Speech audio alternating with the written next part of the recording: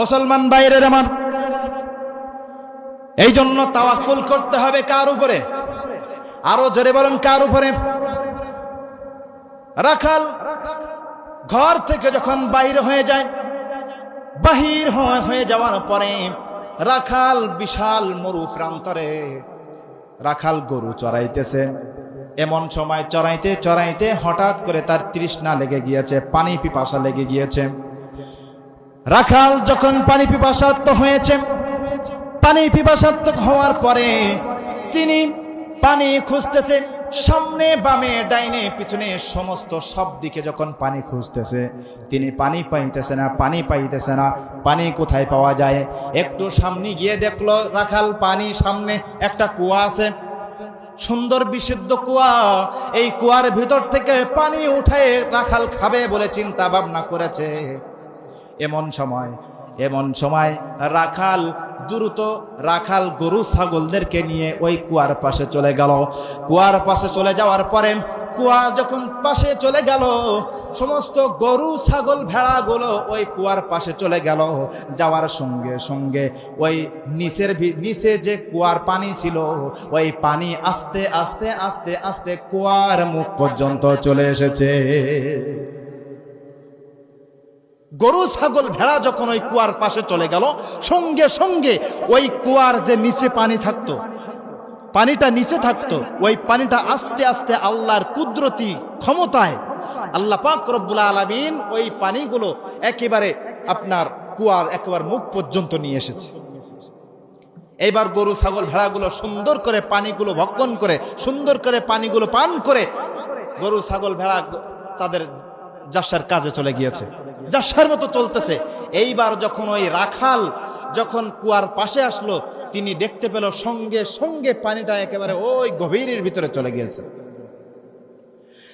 রাখাল ডাক দিয়া কয়, সেজদায় পড়ে গিয়ে ডাক দিয়া কয়, আল্লাহ, ও আল্লাহ, তোমার হাবিব বলেছেন পৃথিবীর ভিতরে সব থেকে শ্রেষ্ঠ জাতি হলো মুসলমান ইমানদার মানুষ জাতি। তুমি তো বলেছো উখরিজাত লিন্নাস, এই সমস্ত দামি ব্যক্তি আমি আল্লাহ অত্যন্ত সম্মান করে, মর্যাদা দিয়ে আমি আল্লাহ তাদেরকে বাছাই করে করে এই মানুষদেরকে সম্মানিত করেছি, মর্যাদাপূর্ণ করেছি। ওয়ালাকাদ কাররামনা বানি আদমকে আল্লাহ তুমি সম্মানিত করেছো। কিন্তু আজকে আমি দেখতে পাচ্ছি, আমি যখন কুয়ার পাশে এসেছি, পানিটা একেবারে গভীরের ভিতরে চলে গিয়েছে। আবার ওই পশু যখন কুয়ার সামনে চলে আসলো, কুয়ার সামনে যখন চলে আসলো, সঙ্গে সঙ্গে আল্লাহ তুমি পানিগুলো কুয়ার নিচ থেকে উপরে উঠায় নিয়ে আসলে। ও আল্লাহ, তুমি কি মানব জাতিকে তুমি কি ঘৃণা করো নাকি? আমি মানুষ, আমি রাখাল, আমাকে তুমি ঘৃণা করো নাকি? আল্লাহর গায়েবে আওয়াজ আসলো। গায়েবে আওয়াজ আসার সঙ্গে সঙ্গে রাখাল শুনতে পেল আল্লাহর গায়েবে আওয়াজ আসতেছে। রাখালকে ডাক দিয়া কয়, রাখাল, ও রাখাল, তোমার ঘাড়ের উপরে কি? রাখাল ডাক দিয়া কয়, ঘাড়ের উপরে দড়ি। এবার বলে, তোমার পিছে কি বাধা আছে? বলে, বালতি। তো বলে, তুমি কিসের জন্য বালতি নিয়ে এসেছো? বলে, বাড়ি থেকে এই নিয়াত করে এসেছি, যখন তৃষ্ণা লেগে যাবে এই দড়ি বালতির ভিতরে বেঁধে ওই কুয়া থেকে পানি উঠানোর পরে পানিটা ভক্ষণ করব।